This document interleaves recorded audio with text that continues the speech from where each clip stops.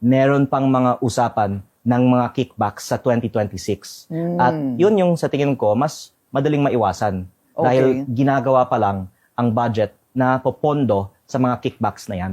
So itong 2026 budget, pagka na-discover ninyo kung sino yung gumawa ng mga insertions, you're willing that that particular investigation happens in Congress. Magpapatawag kayo ng kapwa nyo congressman o magpapatawag kayo ng senador? I believe that we should be transparent on who proposes the projects in the DPWH budget. And pag may transparency tayo, then natural na sasabihin nga ng tao, dapat natin revisahin ang budget. Ang 2026 DPWH budget are 600 billion pesos. At ang share ng Calabarzon ay wala pang 10%. Wala pang 50 billion sa 600 billion na yan. Pero tayo ay nagko-contribute ng almost 16% ng ating GDP at population.